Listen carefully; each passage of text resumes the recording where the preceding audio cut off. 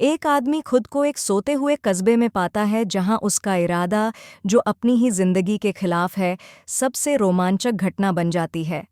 इसके कारण कस्बे के लोग उसकी हर हरकत पर नज़र रखते हैं और उसकी हर बात पर ध्यान देते हैं, जबकि अकेली महिलाएं उससे मोहब्बत करने लगती हैं। जूलियन पो अपनी जिंदगी को एक टेप रिकॉर्डर पर रिकॉर्ड करता है, जैसे वह कहीं दूर तक पैदल चलता है। हालांकि वह अपनी जिंदगी के बारे में क्या कहे, यह उसे समझ में नहीं आता। एक ही चीज़ जो उसे लगता है कि जिक्र करने लायक है, वह यह है कि वह हमेशा समुंदर पर जाना चाहता था, क्योंकि उसने कभी समुंदर नहीं देखा। घंटों चलने के बाद वह अंततः एक सोते हुए कस्बे में पहुंचता है और उसके पुराने होटल में चेक इन करता है।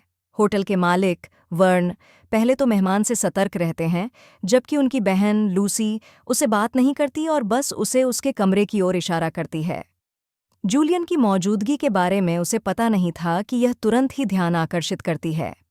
मेयर हेनरी और शेरिफ लियोन को यह अजीब लगता है कि कस्बे में एक पर्यटक आया है, खासकर जब जूलियन ने वहां पहुंचने के लिए कोई गाड़ी नहीं चलाई।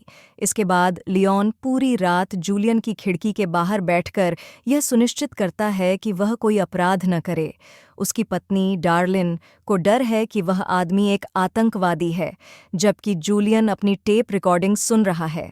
होटल के बाहर वर्न कानाफूसी करता है, लेकिन लूसी उसे पकड़ लेती है और उसका भाई वहां से चला जाता है। अगले दिन सुबह जूलियन अपने सामान के साथ बाहर जाता है, तभी होटल के मालिक उसे पूछताछ करना शुरू कर देता है। जूलियन बस उसे बताता है कि वह समुंदर जा रहा है, लेकिन वर्न को शक होता है कि वह कानून से बच रहा है। इसकी परवाह किए बिना घबराया हुआ मेहमान कस्बे से बाहर निकल जाता है, लेकिन वह देखता है कि शेरिफ की कार उसका पीछा कर रही है, जबकि वहां कोई दूसरी गाड़ी नहीं है जिससे वह लिफ्ट ले सके। बिना किसी और विकल्प के वह कस्बे में वापस लौटता है, जहां सभी निवासी उसे देख रहे होते हैं। जब जूलियन फिर से वर्न के होटल में चेक इन करता है, डार्लिन और उसकी दोस्त लीला और दी उसके बारे में गपशप करती हैं। शेरिफ की पत्नी यह साझा करती है कि लियोन को लगता है कि यह आदमी संदिग्ध व्यवसायों में लिप्त है, जिसे सुनकर दी हैरान हो जाती है।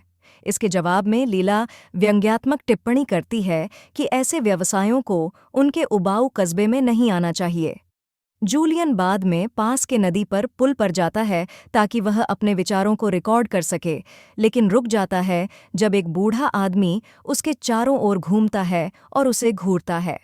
असहज होकर वह वापस अपने कमरे में लौटने का फैसला करता है, जहां वह लूसी से कहता है कि कस्बा उसे अजीब तरह से पेश आ रहा है। आगे की कहानी और घटनाओं को इसी तरह विस्तार से जारी रखा जा सकता है। अगर आपको पूरा अनुवाद चाहिए तो कृपया बताएं। आइए कहानी को आगे जारी रखें। इस बीच लीला अपने पति हेनरी को जूलियन के बारे में कुछ करने के लिए ताना मारती है। मेयर उसे आश्वस्त करता है कि अभी तक कुछ नहीं हुआ है, लेकिन उसकी पत्नी को पूरा यकीन है कि जूलियन एक हत्यारा है। अगले दिन तक कस्बे के बच्चे भी जूलियन का पीछा करने लगते हैं और भी अधिक लोग नए व्यक्ति से डरने लगते हैं, जिससे मेयर आखिरकार जूलियन से सामना करता है। वे और कस्बे के लोग उससे पूछताछ करते हैं कि वह उनके कस्बे में क्यों आया है, यह जानने की कोशिश करते हुए कि क्या वह उन्हें अवैध सामग्री बेचने का इरादा रखता है। जूलियन इसे नकारता है, लेकिन लीला को शक है कि वह एक भगोड़ा सीरियल किलर है। जूलियन जोर देकर कहता है कि वह केवल समुंदर देखने जा रहा था जब उसकी गाड़ी खराब हो गई। हालांकि लियोन इस बात को चुनौती देता है कि उन्होंने पास की सड़कों पर कोई टूटी हुई गाड़ी नहीं देखी। हेनरी फिर उसकी गाड़ी की चाबी मांगता है, लेकिन जूलियन दावा करता है कि उसने गुस्से में उन्हें फेंक दिया। उसकी कहानी और अधिक संदिग्ध होती जाती है और लोग उस पर सवालों की बौछार कर देते हैं। आखिरकार जूलियन झल्लाकर कहता है कि हाँ, वह किसी को मारने की योजना बना रहा है, हालांकि उसका लक्ष्य कोई और नहीं बल्कि वह खुद है। यह सुनकर सभी चौंक जाते हैं, खासकर सारा, जो बाहर से देख रही होती है। लोग उससे पूछते हैं कि वह अपनी जान क्यों लेना चाहता है, लेकिन जूलियन बस बहाना बनाते हुए वहां से चला जाता है। होटल में वह वर्न से पूछता है कि क्या कोई बस या ट्रेन कस्बे से बाहर जाती है, लेकिन वर्न बताता है कि नहीं जाती।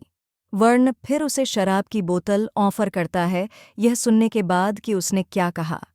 जूलियन अपने कमरे में लौटता है और बाथटब में जाता है, लेकिन उसे रेवरेंड बीन द्वारा बाधित किया जाता है। वह मेहमान से उसके जीवन की योजनाओं के बारे में बात करने की कोशिश करता है और उससे कहता है कि वह अपनी भावनाओं को खुलकर व्यक्त करे। जब जूलियन कुछ नहीं कहता तो बीन उसे अकेला छोड़ देता है। जल्द ही हेनरी उसे डिनर पर बुलाने आता है, लेकिन जूलियन मना कर देता है। बाद में लीला उससे मिलने आती है, लेकिन इस बार वह उसके प्रति अजीब तरह से फ्लर्टी व्यवहार करती है। दूसरी ओर दी अपने पति बॉबी को जूलियन के बारे में बताती है, लेकिन बॉबी इस कहानी को गंभीरता से नहीं लेता, जबकि बाकी सब लोग लेते हैं। अगले दिन जूलियन सुबह उठता है और पाता है कि बच्चे अभी भी उसकी खिड़की के बाहर देख रहे हैं, जिससे वह परेशान हो जाता है। तभी कोई उसके दरवाजे पर दस्तक देता है और वह गुस्से में चिल्लाता है कि वे चले जाएं। हालांकि वह देखता है कि उसकी आगंतुक सारा है, जो उसकी गुस्सैल प्रतिक्रिया से घबरा जाती है। ये महसूस करते हुए कि उसने उससे पहले कभी मुलाकात नहीं की है, जूलियन उसे अंदर बुलाता है और अपनी चिल्लाहट के लिए माफ़ी मांगता है। तुरंत सारा सा।